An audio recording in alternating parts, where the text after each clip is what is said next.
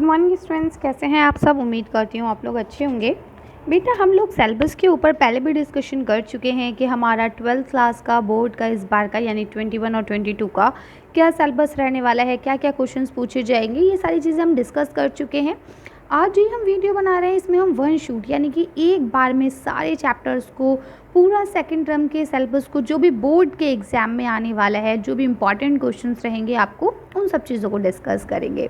ठीक है, ये आपका एक दो पार्ट में हो सकती है, अगर लेंथी हो जाएगी तो थोड़ा सा इसे एक दो हिस्सों में हम बांट देंगे, तो आप लोग देख लीजिएगा। ठीक है, देखिए सबसे पहले तो यहाँ पे आपको सिलेबस दिया गया है, इसको हम बहुत छोटे से में डिस्कस कर लेते हैं। यहाँ पे आपको 10 नंबर के दो पैराग्राफ आएंगे यानी दो इक़्तिबास आएंगे, एक आपका दरसी होगा, एक आपका गैर दरसी होगा, है ना।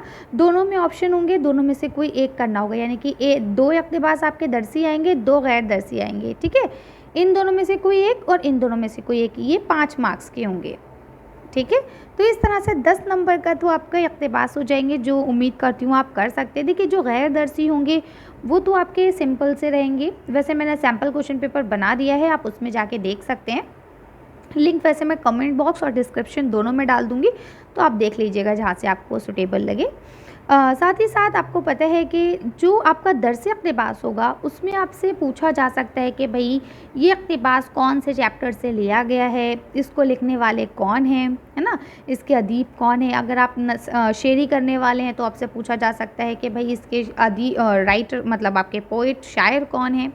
ठीक है ना, ये कौन सी गज़ल से लिया गया या इस नज़्म का क्या नाम है। तो इस तरह के सवालात आपसे पूछे जा सकते हैं। ठीक है, इसके अलावा आपको ग्रामर का भी रहेगा। देखिए अभी आपका जो मैंने सपोर्टिंग मटेरियल से या कह सकते हैं हम कि जो आपका सैम्पल पेपर आया है उसमें आपसे किसी भी तरह के ख़त या मज़मून नहीं पूछे गए हैं। ठीक है, लेकिन फिर भी एक बार आप लोग पढ़ के जाइएगा, क्या पता आपसे पूछ लिया जाए। ठीक है, 10th क्लास में भी सैम्पल पेपर में नहीं पूछा गया था लेकिन क्वेश्चन पेपर में पूछे गए थे।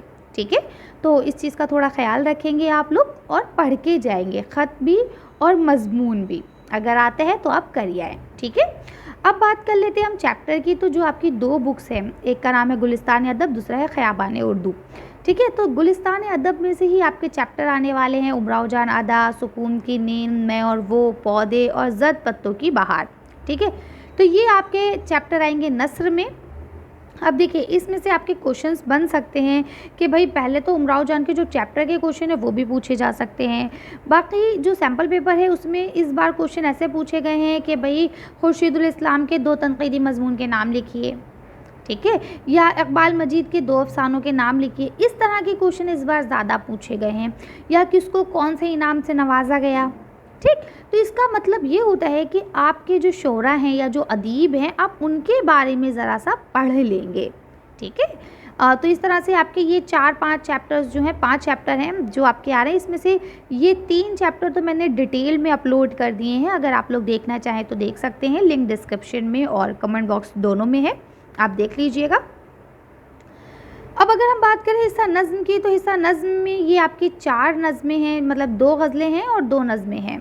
ठीक है, तो ये भी मैंने अपलोड कर दी हैं, अगर आप देखना चाहें तो देख सकते हैं, लिंक मैं भी डिस्क्रिप्शन में डाल दूंगी, तो वहाँ से देख लीजिएगा।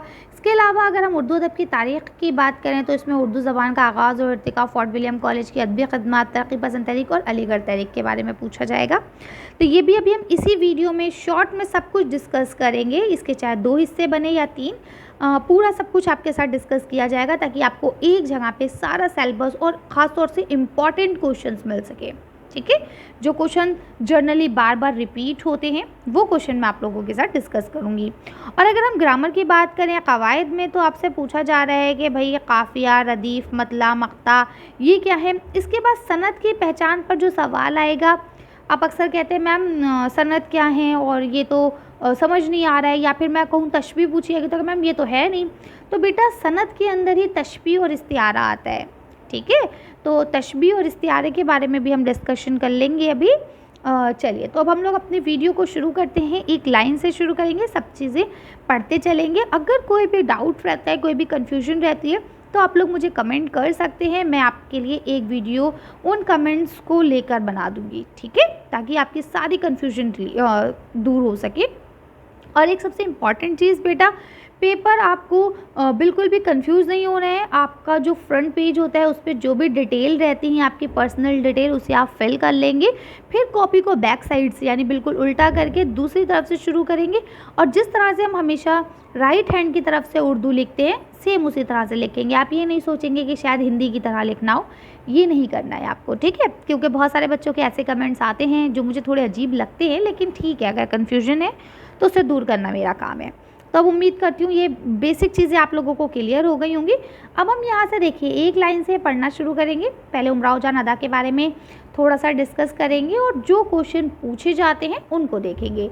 चलिए तो पढ़ना शुरू करते हैं। तो देखिए बच्चों, जो आपका सबसे पहला चैप्टर इसमें आ रहा है वो आ रहा है उमराव जान अदा के ऊपर, ठीक है, जो कि आपका एक तनक़ीदी मज़मून है। तो अब इसके जो आपके अदीब हैं उनके बारे में यानी खुर्शीदुल इस्लाम के बारे में एक बार आप पढ़ लेंगे खुद से। अब इसमें बार बार रिपीट होने वाले के जो क्वेश्चंस रहते हैं, जो इंपॉर्टेंट क्वेश्चन रहते हैं, हम उनको डिस्कस करेंगे। जिसमें ये पहला क्वेश्चन जो है ये आपका टेक्स्ट बुक क्वेश्चन भी हो और ये बहुत बार रिपीट होने वाला क्वेश्चन रहा है। क्वेश्चन क्या रहता है? उमराव जान अदा के किरदार पर रोशनी डालिए, ठीक है, कि उमराव जान अदा जो है वो कैसा किरदार है। तो देखिए यहाँ पे ये आपको आंसर मैं दिखाई दे रही हूँ, आप लोग इसे देख लेंगे कि भाई किस तरह से वो एक शरीफ ख़ानदान की लड़की होती है और किस तरह से वो तवाइफ के बाला खाले तक पहुँच जाती है, यानी तवाइफ के कोठे तक पहुँच जाती है ना। और उसको गलत सोहबत मिलती है, लेकिन उसके बावजूद जो उसकी तरबियत होती है वो उसे नहीं भूलती है, ठीक है। गलत सोहबत के बाद भी वो अपनी तरबियत में रहती है और एक अच्छी इंसान बन के रहती है, ठीक है। तो इस तरह से ये क्वेश्चन इंपॉर्टेंट रहता है, अक्सर पूछ लिया जाता है, तो आप लोग इसे देख लेंगे। इसके अलावा यहाँ पे कोई भी क्वेश्चन ऐसा नहीं है जो बार बार पूछा जाए, आप लोग लेकिन पढ़ लीजिएगा, ठीक है। इसके अलावा एक इम्पॉर्टेंट क्वेश्चन वो ये भी है कि खुर्शीदुल इस्लाम के तनक़ीदी मज़मून उमराव जान पर तबसरा कीजिए। देखिए, तबसरा कीजिए या ख़ुलासा लिखिए या इसका मरकज़ी ख़याल क्या है बयान कीजिए। इस तरह से अगर क्वेश्चन कुछ भी आता है तो आपको आंसर सेम देना होता है। अक्सर क्वेश्चन आपको घुमा देते हैं, वो है ना, अल्फाजों से खेलते हैं ताकि आपको कंफ्यूज किया जा सके। तो आपको कंफ्यूज नहीं होना है बिल्कुल भी, चाहे तनक़ीदी मज़मून पर तबसरा आ जाए, चाहे उसका ख़ुलासा आ जाए, या आप उससे क्या समझते हैं अपने अल्फाज में लिखिए। ये सब चीज़ों में आपको एक ही चीज़ बयान करनी है, ठीक है। तो ये क्वेश्चन आपका अक्सर रिपीट होता है, तो आप लोग इसे देख लेंगे। और ये कोई 2-3 नंबर में नहीं, जनरल 5 मार्क्स में ये क्वेश्चन पूछा जाता है, ठीक है। वैसे इस बार आपका पैटर्न भी चेंज है, तो मैं ये कह सकती हूँ कि हो सकता है ना पूछा जाए, लेकिन आप अपनी तरफ से 100% प्रिपेयर होके जाएं कि कुछ भी ऐसा ना रहे जो आपको लगे कि भाई ये हमने पढ़ा नहीं था, ये हमें पढ़ लेना चाहिए, ठीक है। मैं आपसे बार बार कह रही हूँ, जो आपके चैप्टर्स की वीडियो है, डिटेल वीडियो, वो आपके लिए अपलोड की जा चुकी है। कमेंट बॉक्स में आपको सबका लिंक मिल जाएगा, आप वहाँ से देख सकते हैं। और बल्कि मैं आपसे ये कहूँगी कि आप लोग उसे देखें, चाहे आप स्पीड बढ़ा के देखें, क्योंकि जब आपको एक बार स्टोरी पता होती है तो आप उस चीज़ को बहुत अच्छे से लिख पाते हैं, ठीक है। अब ये जो आपको यहाँ पे दूसरा सबक आने वाला है वो है सुकून की नींद, ठीक है। तो अब इसके अदीब कौन है? इकबाल मजीद है। थोड़ा सा आप इकबाल मजीद के बारे में पढ़ लेंगे। इसके अलावा यहाँ पे आपको कुछ क्वेश्चंस दिए गए हैं, जैसे शहज़ादे ने मुल्क हवा के लिए या हवा में क्या देखा था, ठीक है, या फिर शहज़ादे ने कौन सी दुआ मांगी थी, सिफारिश क्या किया था देवी से उसने, ठीक है। तो इस तरह के शॉर्ट क्वेश्चन है, इसे आप लोग एक बार देख लीजिएगा। कोई बहुत बड़े क्वेश्चन नहीं है, आप आसानी से देख सकते हैं। लेकिन इसमें रिपीट होने वाला क्वेश्चन ये है कि साइंसदानों ने क्या दवा ईजाद की, कौन सी दवा ईजाद की थी साइंसदानों ने, ये क्वेश्चन आपका अक्सर पूछा जाता है, ठीक है। तो आप लोग इसे देख लेंगे कि भाई उन्होंने एक ऐसी दवाई ईजाद की थी जिससे लोगों की नींद चली जाए, है ना। क्योंकि वहाँ कहा गया था कि भाई ऐसी अगर लोग सोएंगे, शहज़ादे ने जब देवी से दरख्वास्त की, रिक्वेस्ट की, तो देवी ने क्या कहा कि रात में जब लोग सोएंगे तो सुबह उनके तकिए के नीचे 2-2 लाख रुपए मिलेंगे, है ना। इसलिए सब लोग अमीर हो गए थे। तो साइंसदानों ने ऐसी दवा ईजाद की थी जिससे लोगों को नींद ना आए और वो गरीब हो जाएं और बाकी लोग अपने काम में लग सकें, ठीक है। अगर आपने स्टोरी पढ़ी होगी तो ये सब चीज़ें आपको पता होंगी। बाकी कुछ क्वेश्चन हैं, इनको भी आप देख लेंगे। लेकिन ये एक आपका अहम क्वेश्चन है जो अक्सर बेशतर रिपीट होते हैं 5 मार्क्स में, ठीक है। क्या? इकबाल मजीद के अफसाने सुकून की नींद पर तबसरा कीजिए। फिर वही मैं आपको बता देती हूँ, चाहे तबसरा पूछा जाए, चाहे अपने लफ्ज़ों में बयान कीजिए पूछा जाए, चाहे खुलासा पूछा जाए, सब में आपको एक ही चीज़ लिखनी होती है ना, कि सुकून की नींद है क्या और ये क्यों लिखा गया है और इसका मकसद क्या है लिखने का, ठीक है। तो ये सारे पॉइंट्स आपको इसमें लेके इन्हीं को एक्सप्लेन करना होता है, ठीक है। यहाँ पे ये सारे आपको आंसर्स मैं दिखाई दे रही हूँ, आप लोग देख सकते हैं और इसे पढ़ लीजिएगा। अगर मैं सबको डिटेल में पढ़ाने बैठ गई ना तो बहुत टाइम लग जाएगा, फिर हम कर नहीं पाएंगे। इसके बाद जो आपका थर्ड चैप्टर आने वाला है वो आपका अफसाना आने वाला है, मैं और वो। ठीक है, तो इस अफसाने को भी आप लोग पढ़ लीजिएगा। चैप्टर इसका भी अपलोड है, वीडियो बना दी है मैंने, तो इसे डिटेल में पढ़ लीजिएगा। और बाकी क्वेश्चन तो यहाँ दिए गए हैं, ऐसा कोई क्वेश्चन इसमें फ़िलहाल नहीं है जो रिपीट हो। लेकिन हाँ, ये जो क्वेश्चन है बूढ़े के किरदार की तस्वीर कशी इस अफसाने में किस तरह की गई है, तो बूढ़े के किरदार की किस तरह से तस्वीर कशी की गई है, तो यहाँ आप देख सकते हैं। यानी तस्वीर कशी का मतलब होता है कि उस जो बूढ़ा है इस अफसाने में उसको किस तरह से हमारे सामने लाया गया है।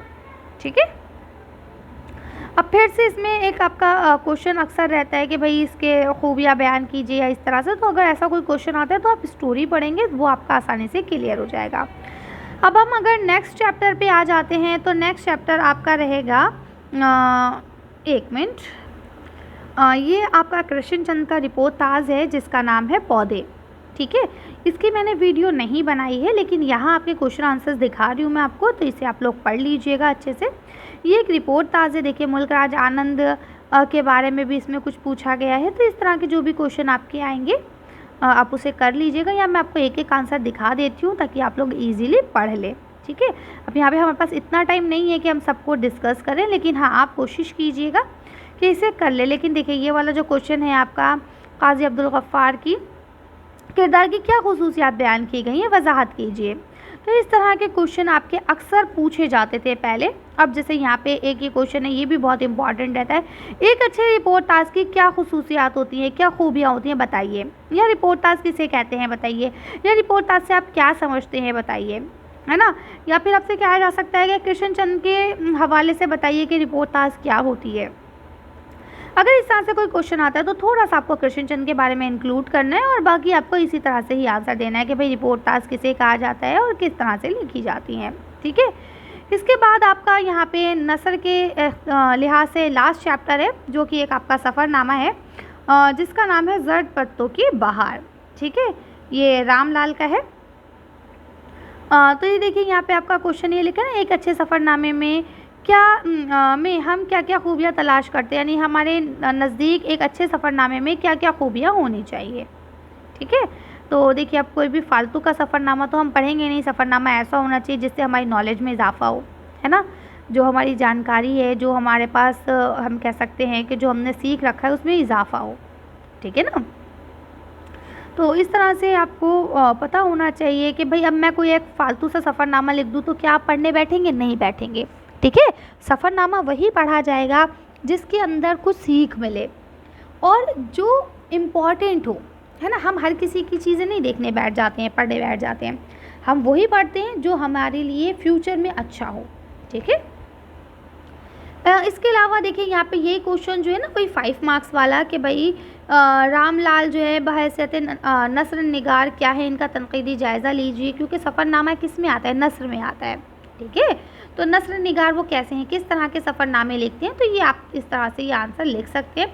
वीडियो को आप डाउनलोड कर लीजिए ताकि आप बार बार इसे देख सकें। ठीक है, या देखिए एक क्वेश्चन यहाँ पे ये भी दे रखा है कि भाई लाला राम जो है रामलाल सॉरी के सफ़रनामे ज़र्द पत्तों की जो बहार है उसका तनकीदी जायज़ा लीजिए। ठीक है ना, तो इस तरह के अगर क्वेश्चन आपसे पूछे जाते हैं तो उम्मीद करती हूँ कि आप जवाब दे देंगे अच्छे से कि भाई अब इसका तनकीदी जायज़ा आपको लेना है। तो आप इसमें क्या करेंगे, इसमें सबसे पहले आपको बताना होगा कि ये एक सफ़रनामा है। ठीक है, किसने लिखा है ये बताना होगा, किस दौर में लिखा गया है। ठीक है, और इसमें किस वाक़ये को बयान किया गया है, तो ये सारी चीज़ें आप बता देंगे। अब हम आ जाते हैं आपके शेरी हिस्से में। तो शेरी हिस्से में पहले आपको एक गज़ल दी गई है। ठीक है, तो ये वो आपकी गज़ल है, इसको आप पढ़ लेंगे कि भाई पहला आपकी जो गज़ल है वो है कि जब लगे ज़ख्म तो कातिल को दुआ दी जाए, है ना, है अगर यही रस्म तो ये रस्म मिटा दी जाए। इस तरह से आपकी गज़ल है। तो ये गज़ल डिटेल में मैंने आपको पढ़ा दी है, लिंक आपको डिस्क्रिप्शन में मिल जाएगा, वहाँ से आप इसे पढ़ सकते हैं डिटेल में, क्योंकि अक्सर आपको अशार पूछ लिए जाते हैं तशरीह के लिए। ठीक है, तो आप इसे पढ़ के जाएंगे। इस बार बेटा पता है क्या, पूरा पैटर्न सेम नहीं है, चेंज हो गया है पूरी तरह से, तो इसलिए बिल्कुल 100% मैं भी आपको कुछ नहीं कह सकती। सिर्फ मैं आपको अपनी प्रीवियस नॉलेज के बेस पे आपको बता रही हूँ कि हाँ भाई इस तरह से हो सकता है। अपने एक्सपीरियंस के बेस पे मैं आपको गाइड करने की कोशिश कर रही हूँ कि आप अच्छे से पेपर करके आएँ। ठीक है, पढ़ना और 100% पढ़ना आपका काम है। ठीक है, इस वक्त आपको क्या करना है, स्मार्ट वर्क करना है। ठीक है, हार्ड वर्क नहीं करना है, स्मार्ट वर्क करना है। ठीक है, ताकि आपको अच्छे से ज़्यादा नंबर मिल सके। ठीक है, अब यहाँ देखिए, ज़ख्म, कातिल, लाश, गम के मुनासबत को क्या कहते हैं। ये सब एक दूसरे के साथ मुनासबत से आए हैं, है ना। ज़ख्म से कातिल आया, भाई कातिल ही ज़ख्म देगा, है ना। लाश, अब उससे गम आया है, तो ये सब एक दूसरे की मुनासबत से लाए गए हैं। तो इस तरह से जब एक शेर में लफ्ज़ किसी के मुनासबत से आते हैं तो ये आपकी एक सनत है जिसे हम लोग कहते हैं मिरातुन नज़ीर। ठीक है, तो मिरातुन नज़ीर कहलाती है और इसे हम लोग मुनासबत लफ्ज़ी भी कहते हैं। ये दो तरह की सनतें हैं जिनका इस्तेमाल होता है। ठीक है, तो इस तरह से ये आपके शेर थे, मतलब आपके जो आपका सबक है उसके सवाल थे। इसके बाद अब यहाँ पे एक क्वेश्चन आपसे ये पूछ लिया जाता है कि भाई जानिसार अख्तर की जो शायरी है उस पर तबसरा कीजिए। वैसे उम्मीद है इस तरह का क्वेश्चन इस बार ना आए क्योंकि ये बहुत लेंथी क्वेश्चन हो जाते हैं, लेकिन आप पढ़ लेंगे एक नज़र कि अगर आए तो आप कम से कम अपने लफ्ज़ों में ही लिख दें। ठीक है, इसके बाद अगर हम बात करें तो आपकी अगली जो गज़ल है वो यहाँ पे आपको दी गई है, ये शब ये ख़याल वो ख्वाब तेरे, है ना। तो ये गज़ल है, ये इसके कुछ क्वेश्चंस हैं, आप इन्हें भी देख लेंगे, पढ़ लेंगे। ठीक है, मैं आपसे बार बार कह रही हूँ, वीडियो को आप डाउनलोड कर सकते हैं, पढ़ सकते हैं। इसके अलावा ये क्वेश्चन एक आपका रहता है, नासिर काज़मी की गज़ल गोई पर एक नोट लिखिए। तो भाई नासिर काज़मी कब पैदा हुए, कब उन्होंने गज़ल को लिखना शुरू करा, किस तरह के अशार लिखते हैं, अपनी गज़ल का क्या मौजू रखते हैं, तो वो आप उसे लिख सकते हैं। अच्छा देखिए, अब आपका आ जाता है नज़्म। तो नज़्म दो हैं आपकी, नज़्म मैंने डिटेल में पढ़ा दी है, लिंक डिस्क्रिप्शन में आपको मिल जाएगा। लेकिन इसके बावजूद बेटा अक्सर पूछ लिया जाता है कि नज़्म का मरकज़ी ख़याल बयान कीजिए या नज़्म का खुलासा लिखिए। तो अब आपकी पहली नज़्म जो इसमें शामिल है वो है ज़िंदगी से डरते हो, है ना। ज़िंदगी की तो तुम भी हो, ज़िंदगी तो हम भी हैं, है ना। तो ये नज़्म है नून मीम राशिद साहब की। तो इसका खुलासा पूछ लिया जाता है कि भाई इसका क्या खुलासा है। तो यहाँ पे देखिए आपको ये खुलासा मिल जाएगा। अब बाकी डिटेल में ये चीज़ें मैंने पढ़ा दी हैं, वीडियो आप देख सकते हैं। मरकज़ी ख़याल भी यहाँ लिखा है। देखिए खुलासा और मरकज़ी ख़याल का क्या मतलब होता है। नज़्म किसी भी एक मौजू पे तसलसल से चलती है। गज़ल का क्या होता है, हर शेर हर अपने आप में मुकम्मल इकाई होता है। उसमें एक शेर में अल्लाह पाक की बात हो सकती है, तो दूसरे शेर में हम दुनिया की बात कर सकते हैं, तीसरे शेर में हम ज़मीन की बात कर सकते हैं, तो चौथे शेर में हम आसमान की बात कर सकते हैं, है ना। पाँचवें में माँ बाप की बात कर सकते हैं, तो छठे में हम महबूब की बात भी कर सकते हैं। तो गज़ल में क्या होता है कि कोई मौजू बंधा हुआ नहीं होता है कि भाई हमें इसी पे सिर्फ बोलना है, लेकिन नज़्म जो होती है उसमें एक मौजू बंधा हुआ होता है। ठीक है, इसीलिए आपसे नज़्म का मरकज़ी ख़याल या नज़्म का खुलासा पूछ लिया जाता है। ठीक है, तो अब उम्मीद करती हूँ अगर आपका इससे पूछा जाए ज़िंदगी से डरते हो तो आप लोग कर लेंगे। ये आपके कुछ सवाल जवाब हैं, उनको आप देख लीजिएगा। ठीक है, ये अब इसके बाद यहाँ देखिए, यहाँ लिखा हुआ है नून मीम राशिद की जो नज़्म है ज़िंदगी से डरते हो उस पर नोट लिखिए। नोट लिखिए का भी मतलब यही होता है भाई आप थोड़ा सा नून मीम राशिद के बारे में बता देंगे, उसके बाद फिर इस नज़्म का ही खुलासा लिख देंगे। ठीक है, कि नज़्म क्यों लिखी गई, इस नज़्म में क्या बात कही गई, ये एक तरह से खुलासा ही लिखना होता है। ठीक है, तो मैं आपसे कह रही हूँ ये क्वेश्चन घुमाएंगे, लेकिन आपको कंफ्यूज नहीं होना है। ठीक है, अगर कोई क्वेश्चन समझ नहीं आ रहा है तो आप एक दो बार उसको रिपीट कर सकते हो, उसे एक दो बार अच्छे से पढ़ लीजिए, समझ में आ जाएगा। और अगर फिर भी नहीं आता है तो आप अपने जो आपके क्लास में इन्विजिलेटर होंगे उनसे बात कर सकते हैं। ठीक है, घबराना नहीं है, कोई भी क्वेश्चन छोड़ना नहीं है। कोशिश ये करनी है कि जब आप क्वेश्चन पढ़ें तो आपको देखिए कुछ ना कुछ ऐसा होता है जो हमने पढ़ रखा होता है ना, जो उससे रिलेटेड होता है, तो कम से कम आप वही लिखें। ठीक है, कोई भी क्वेश्चन छोड़ना नहीं है, अटैम्प्ट करने हैं आपको सारे क्वेश्चंस। ठीक है, एक दो बार उस क्वेश्चन को आप पढ़ेंगे तो आपको याद आ जाएगा। जब आपने उस चैप्टर को पढ़ रखा होगा तो आपको समझ में आ जाएगा कि यहाँ पे क्या बात हो रही है। क्लियर। अब देखिए यहाँ पे आपको दूसरी नज़्म और आखिरी नज़्म जो दी गई है वो ये है मुल्क बेसहर और शाम। ठीक है, यानी ऐसा मुल्क जहाँ पे सुबह और शाम नहीं होती है। तो यह उसका नज़्म का मरकज़ी ख़याल और ख़ुलासा बयान किया गया है भाई कि भाई शायर जब छोटा होता है, बच्चा होता है, तो वो सुबह सूरज निकलना भी देखता है, सूरज का डूबना भी देखता है ना। लेकिन अब जब वो जवान हो गया है और जब उसके ऊपर ज़िम्मेदारियाँ आ गई हैं, है ना। तो वो ये सब चीज़ें भूल चुका है, अब उसे पता ही नहीं है कि कब सुबह होती है कब शाम होती है, ठीक है, उम्र यूं ही तमाम होती है, वो वाला हाल हो जाता है। तो वही चीज़ें यहाँ पे बयान की गई हैं, इसे आप पढ़ लेंगे। चैप्टर अच्छे से डिस्कस किया जा चुका है, आप वीडियो देख सकते हैं। ये वन शूट वीडियो है कि अगर आप सिर्फ इसको एक बार, मैं अब एक्सप्लेन डिटेल में नहीं कर रही हूँ, लेकिन यहाँ पे जो आपको चीज़ें मिल रही है ना, जो कंटेंट आपको मिल रहा है वो सारा कंप्लीट कंटेंट है। अगर सिर्फ आप वीडियो पॉज करके या स्क्रीनशॉट लेके इतना ही पढ़ लेते हैं तो आपके लिए सफिशिएंट है, ठीक है।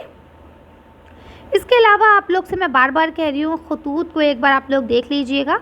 आ भी सकते हैं, नहीं भी आ सकते हैं, मैं कोई गारंटी नहीं ले रही हूँ। अभी 10th क्लास में भी यही बात हुई थी कि सैम्पल पेपर में नहीं पूछे गए थे, लेकिन क्वेश्चन पेपर जब आया तो उसमें पूछा गया। क्यों? क्योंकि सिलेबस में था, ठीक है। तो अब पता नहीं मुझे कि आपका पूछा जाएगा या नहीं पूछा जाएगा, लेकिन आप लोग पढ़ के जाएंगे कि अगर पूछा जाता है तो आप लोग इसे कर लें। तो इस तरह से देखिए, ये आपका सिलेबस तो यहाँ होता है कंप्लीट, जो आपका गुलिस्तान अदब से लिया गया है। खयाबान उर्दू से आपके कोई भी चैप्टर इसमें नहीं पूछे गए हैं, ठीक है, तो हम उसे नहीं लेंगे। खयाबान उर्दू से आपका कोई भी चैप्टर नहीं है, तो इसे हम लोग छोड़ते हैं। और अगर हम बात कर लें उर्दू अदब की तारीख़ से, आपसे पूछा जाएगा कि भाई उर्दू के आगाज़ और इर्तिक़ा के बारे में बताइए, या फोर्ट विलियम कॉलेज के बारे में बताइए, या सर सैयद अहमद ख़ान की तहरीर जो है, जिसे हम अलीगढ़ तहरीक कहते हैं, उसके बारे में बताइए, या तरक्की पसंद तहरीक पर नोट लिखिए। अगर इस तरह का कोई क्वेश्चन आता है तो उसके लिए मैं एक अलग से वीडियो डालूंगी ताकि आपको सही से एक्सप्लेन करके बता सकूं, ठीक है। और रही बात आपकी तशबीह इस्तिआरे की, तो उसके लिए भी वीडियो अपलोड की जा चुकी हैं, वो आप देख सकते हैं। फ़िलहाल हम लोग ज़रा सी एक वीडियो है उसको और देख लेते हैं और उसके बाद फिर वीडियो को फिनिश करेंगे। तो देखिए बच्चों, अब आपका शुरू होता है टॉपिक रदीफ़ और काफ़िया के ऊपर। तो देखिए, काफ़िया किसे कहा जाता है? यकसा आवाज़ और यकसा हरुफ पर ख़त्म होने वाले अल्फाज क्या कहलाते हैं? काफ़िया कहलाते हैं। जैसे हवा, दवा, रवा। बेटा अगर डिटेल में पढ़ना है तो डिटेल में भी मैंने पढ़ा रखा है, आप लोग लिंक देख लेंगे डिस्क्रिप्शन में, वहाँ से ले लेंगे, ठीक है। अब देखिए यहाँ पे हवा और दवा, ये दोनों क्या है? आपके काफ़ी हैं। क्यों? क्योंकि इन दोनों की आवाज़ जो है आखिर में एक जैसी है, ठीक है। इसी शेर में हम एक चीज़ और सीख लेते हैं कि मतला किसे कहते हैं। तो बेटा मतला भी इसे ही कहेंगे। गज़ल का पहला शेर होता है मतला, जिसमें रदीफ़ और काफ़िये दोनों मिसरों में होते हैं, ठीक है। वरना क्या होता है, फिर दूसरा, चौथा, छठा चलता है, तीसरे में नहीं होंगे, पाँचवें में नहीं होगा, ठीक है। तो देखिए अभी आप यहाँ पे इस गज़ल को ही अगर आप देखें तो इस गज़ल में इसमें तो पूरा रदीफ़ और काफ़िया दोनों मौजूद है, वरना इसके आगे के जो भी अशार होंगे उसमें आपका, जैसे अब ये तीसरे नंबर का तीसरा मिसरा है या ये चौथा मिसरा है, तो तीसरे मिसरे में रदीफ़ और काफ़िया नहीं होगा। या मान लीजिए पाँचवा मिसरा है या छठा मिसरा है, तो पाँचवें मिसरे में रदीफ़ और काफ़िया नहीं होगा, ठीक है। तो गज़ल का पहला शेर जिसमें दोनों मिसरों में रदीफ़ और काफ़िया होते हैं वो आपका क्या कहलाता है? मतला कहलाता है। और अगर हम मक्ता की बात करें तो गज़ल का आखिरी शेर जिसमें शायर अपना तखल्लुस इस्तेमाल करता है वो आपका मक्ता कहलाता है, ठीक है। इसके बाद अगर हम बात कर लें रदीफ़ की, तो देखिए जो आपका काफ़िया होता है ना, काफ़िए के जस्ट बाद बिल्कुल सेम अल्फाज रहते हैं, बिल्कुल सेम, कोई भी ज़रा से भी चेंजेस नहीं होती। देखिए करे कोई, है ना, इसको ही हम लोग क्या कहते हैं? रदीफ़। यहाँ लिखा हुआ है काफ़िए के बाद जो अल्फाज आते हैं, है ना, और वो बार बार दोहराए जाते हैं। पहले आपका पहले और दूसरे में होगा, फिर चौथे में, छठे में, आठवें में, 10वें में, इस तरह से चलता है ये, ठीक है। तो ये पहले दूसरे में होता है, इसलिए इसे हम मतला कहते हैं। और बाकी फिर सारे ये गज़ल के शेर कहलाते हैं। और लास्ट में जिसमें शायर अपना तखल्लुस इस्तेमाल करे, काबे किस मुँह से जाओगे गालिब, शर्म तुमको मगर नहीं आती, तो अब इसमें गालिब ने अपना तखल्लुस इस्तेमाल करा है ना, तो गालिब जहाँ उन्होंने कहा तो वहाँ पे क्या हो गया? ये आपका मक्ता हो गया कि इसमें शायर ने अपना तखल्लुस इस्तेमाल किया। तो उम्मीद करती हूँ यहाँ तक क्लियर हो गया होगा। तो देखिए बेटा, इस वीडियो को अब हम ज़रा समराइज़ कर देते हैं कि हमने इस वीडियो में अभी तक पढ़ा क्या है। तो देखिए सबसे पहले हमने इसमें सिलेबस को डिस्कस किया है, और इसके अलावा जो भी आपके चैप्टर्स आने वाले हैं आपकी किताब गुलिस्तान अदब से, उन सबको देखा है, उसके इम्पॉर्टेंट क्वेश्चंस हमने पढ़ लिए हैं। इसके अलावा ग्रामर का कुछ हिस्सा हमने पढ़ा है जिसमें हमने रदीफ़, काफ़िया और मक्ता मतला के बारे में जाना था, ठीक है। तो उम्मीद करती हूँ यहाँ तक आपको सब चीज़ें क्लियर होंगी। अगर हम बात करें तशबीह और इस्तिआरे की, तो बेटा देखिए तशबीह और इस्तिआरा शॉर्ट में आपको नहीं बताया जा सकता, उसके लिए आपको डिटेल वीडियो देखनी ही पड़ेगी। लिंक आपको डिस्क्रिप्शन में और कमेंट बॉक्स दोनों में मिल जाएगा, तो वहाँ जाके आप लोग देख सकते हैं, ठीक है। अब अगर हम लोग बात कर लें कि आपके उर्दू की, तो देखिए यहाँ पे उर्दू अदब की तारीख़ जो किताब है उसमें से आपको उर्दू के आगाज़ और इर्तिक़ा के बारे में बात की गई है। उर्दू, ठीक है, उर्दू के आगाज़ और इर्तिक़ा, यानी कि उर्दू का आगाज़ कैसे हुआ और इसका इर्तिक़ा कैसे हुआ, यानी इसने तरक्की कैसे की। ठीक है, तो आपको पता होना चाहिए उर्दू जो है वो एक लश्करी ज़बान कही जाती है, ये किसी मज़हब से ताल्लुक़ नहीं रखती है ना। जिसका भी ये ख़्याल है कि ये किसी मज़हब से ताल्लुक़ रखती है तो ये बिल्कुल गलत ख़्याल है। उर्दू लश्करी ज़बान है। जब 2-4 तबके के लोग आपस में आके मिले, अलग अलग इलाक़ों के लोग आपस में मिले, तो उन्होंने आपस में बात करने के लिए जो एक ज़बान को अपनाया है ना, वही आपकी उर्दू ज़बान कहलाई। इसको मुख्तलिफ़ नामों से जाना गया है ना, बाद में जाके फाइनली इसका नाम बना उर्दू, वरना इससे पहले इसे रेख्ती के नाम से कहा गया, रेख्ता के नाम से जाना गया है ना। इसके अलावा आपका रेख्ता का क्या मतलब होता है, गिरी पड़ी ज़बान है ना। क्यों? क्योंकि ये कोई हम कह सकते हैं कोई कानूनी ज़बान नहीं थी, कोई दफ्तरी ज़बान नहीं थी ये। ठीक है, बाद में ये दफ्तरी ज़बान बनी है। इसके अलावा इसे दहलवी और दिल्ली की ज़बान, हरियाणवी, अलग अलग नामों से जाना गया है ना। फाइनली आके इसका नाम पड़ा उर्दू। ठीक है, तो आप इसके बारे में मैं आपको वीडियो वैसे अपलोड कर दी है, तो आप देख सकते हैं उसको। अगर कोई कन्फ्यूजन होती है तो आप लोग मुझे कमेंट कर सकते हैं। अब इसके बाद नेक्स्ट आपको पढ़ना है फोर्ट विलियम कॉलेज के बारे में। ठीक है, फोर्ट विलियम कॉलेज, ठीक है। तब आपको फोर्ट विलियम कॉलेज के बारे में जो पढ़ना है तो मैं आपको बता दूं, इसमें आपको ठीक है डिटेल पे मैं आपको पढ़ा दूंगी, कोई इशू नहीं है, लेकिन फ़िलहाल आपको शॉर्ट नोट के ज़रिए मैं आपको समझा देती हूँ कि फोर्ट विलियम कॉलेज क्या था। तो देखिए, ये फोर्ट विलियम कॉलेज जो है ये अंग्रेज़ों ने बनाया था। ठीक है, अंग्रेज़ों ने बनाया था। और किस लिए बनाया था? ताकि जो अंग्रेज़ बाहर से हिंदुस्तान में हुकूमत करने आ रहे थे वो यहाँ की भाषा यानी उर्दू ज़बान को सीख सकें और आसानी से हुकूमत कर सकें। ठीक है, क्योंकि अंग्रेज़ थे, उन्हें तो उर्दू आती नहीं थी, और यहाँ के आम और जो भी इंसान हुआ करते थे, जो एक हम कह सकते हैं तबका, आम फहम तबका हुआ करता था, वो उर्दू ही ज़बान बोला करता था। ठीक है, चाहे वो फिर किसी भी मज़हब से बिलोंग करता हो। तो इसलिए इन्होंने ये फोर्ट विलियम कॉलेज कायम किया ताकि वहाँ से जो हुकूमत करने के लिए नौजवान यहाँ आ रहे हैं उन्हें उर्दू सिखाई जाए। और इसके ज़ेरे एहतिमाम बहुत सारी किताबें इंग्लिश, हिंदी, फ़ारसी, अरबी हर ज़बान से उर्दू में ट्रांसफ़र यानी ट्रांसलेट कराई गई, तर्जुमा की गई है ना। इसी में मीर अमन जो है वो काफ़ी फेमस हैं, मीर अमन की बागो बहार तर्जुमा की गई। ठीक है, जो उन्होंने तर्जुमा करके लिखी है। तो इस तरह से आप बता सकते हैं कि भाई ये कायम कब हुआ था? ये 1800 में कायम हुआ था। ठीक है, 1800 में कायम हुआ था। किसने किया था? ये आपका अंग्रेज़ों ने किया था। लेकिन इसको अगर हम कहें तो इसके हेड कौन थे? इसके हेड थे आपके डॉक्टर जॉन गिलक्रिस्ट। ठीक है, और उन्होंने उनके ज़ेरे नज़र ये चीज़ें कायम की गई थी, बनाई गई थी। इसकी पूरी जिम्मेदारी लगभग उनके ऊपर ही थी। ठीक है, और इसके अलावा हम बता सकते हैं कि ये फिर बाद में बंद हो गया था, है ना। मतलब एक पूरे हम कहते हैं 100% नहीं, लेकिन हाँ इसका ज़ोर कम हो गया था। और ये आप लोग इसे अच्छे से पढ़ लेंगे। ठीक है, इसी के बाद फिर आपकी बाकी तहरीकें आती हैं, तो ये ज़रा आप लोग पढ़ लेंगे एक बार फोर्ट विलियम कॉलेज के बारे में।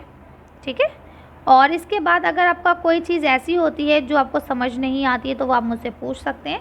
तो ये फोर्ट विलियम कॉलेज हो गया आपका। इसके बाद अगर हम बात करें सर सैयद तहरीक की, जिसे हम अलीगढ़ तहरीक भी कहते हैं, तो जो आपका आज अलीगढ़ कॉलेज है ये उसी दौर में बनाया गया है। ठीक है, इसको भी अलीगढ़ तहरीक को सर सैयद अहमद ख़ान ने शुरू करा था। इसके लिए भी बहुत सारी जद्दोजहद करना पड़ी थी उन्हें। उनका मतलब यहाँ पे ये था कि वो मुसलमानों को तालीम दे सके, है ना, अपनी कौम की रहनुमाई कर सके, उसको आगे बढ़ा सके। इसके लिए उन्होंने बहुत सारी किताबें तख्लीक करी और उनके साथ कुछ उनके रुफ़क़ा थे, जैसे हाली थे, शिबली थे, मोहम्मद हुसैन आज़ाद थे, है ना, डिप्टी नज़ीर अहमद थे। ये सब उनके साथी थे जो उनके साथ थे इन सब कामों में। ठीक है, और सर सैयद तहरीक के बाद फ़ौरन ही जो आपकी आई वो आपकी वैसे तो रोमानी तहरीक आती है, लेकिन रोमानी तहरीक का भी आपको कहा नहीं गया है पढ़ने के लिए, तो कोई बात नहीं, हम तरक्की पसंद तहरीक को पढ़ते हैं। तो इसके बाद तरक्की पसंद तहरीक आती है जो 1936 में शुरू हुई बाकायदा तौर पर। लेकिन इसका आगाज़ जो है वो 1932 में ही हो गया था, अंगारे की अशात के बाद, है ना। अंगारे एक अफसानवी मजमुआ था जिसमें हम कह सकते हैं कि 10 अफसाने शामिल थे और वो 4 या 5 राइटर्स के थे, मेरे जहन से बात निकल रही है, एक बार आप लोग देख लीजिएगा। सज्जाद ज़हीर इसमें हेड थे। और अगर जब हम बात करें हिंदुस्तान में, तो हिंदुस्तान में जो ये शुरू हुआ है ये 1936 में हुआ है, जिसका पहला खुतबा लखनऊ में हुआ था और उसकी सदारत प्रेमचंद ने की थी। ठीक है, तो अगर ये जो मैं आपको पॉइंट्स बता रही हूँ ना, अगर इसको ही आप लोग जहन में रखेंगे और इन पॉइंट्स को ही थोड़ा सा डिटेल में एक्सप्लेन करके लिखेंगे तो आपका अच्छा खासा नोट्स बन सकता है। ठीक है, बाकी मैं डिटेल में आपको पढ़ा दूँगी। फिलहाल आप लोग ये वीडियो देखिए और उम्मीद करती हूँ आपको वीडियो पसंद आई होगी। अगर वीडियो अच्छी लगती है और आपके काम आती है तो प्लीज़ चैनल को सब्सक्राइब कर लीजिए और अपने फ्रेंड्स के साथ शेयर कीजिए ताकि उनका भी पेपर अच्छा जाए। और मेरी तरफ से आप सबको ऑल द बेस्ट। 31 मई को आपका पेपर है, तो आप लोग अच्छे से पेपर दीजिएगा, नर्वस होने की कोई ज़रूरत नहीं है। और जैसा भी पेपर रहे आके मुझे कमेंट ज़रूर कीजिएगा कि कैसा गया आप लोगों का पेपर। और इसके अलावा अब वीडियो देखने के बाद एग्ज़ाम तक की अगर आप लोगों का कोई भी डाउट, कोई भी कन्फ्यूजन होती है तो आप लोग मुझसे शेयर कर सकते हैं कमेंट के थ्रू। और इस पीडीएफ को आपको टेलीग्राम पे मिल जाएगी। ये पीडीएफ, अगर आपको ये पीडीएफ चाहिए तो आप टेलीग्राम चैनल ज्वाइन कर लीजिए, वहाँ आपको ये पीडीएफ मिल जाएगी। इसके अलावा अगर कोई भी डाउट है, कोई भी कन्फ्यूजन है या कोई भी चीज़ ऐसी है जो आपके समझ नहीं आ रही है, कोई भी क्वेरी है, तो आप लोग मुझे कमेंट कर सकते हैं। 31 से पहले, यानी हम कह सकते हैं 30 मई को हम एक वीडियो आपकी बना देंगे जो डाउट के लिए होगी। तो जो भी आपके कमेंट्स आएंगे उन सबको एक जगह कलेक्ट करके आपका रिप्लाई दिया जाएगा। ठीक है, चलिए, तो उम्मीद करती हूँ वीडियो पसंद आ गई होगी। काफ़ी लंबी हो चुकी है वीडियो, अच्छे से कीजिएगा। All the best, thank you for watching.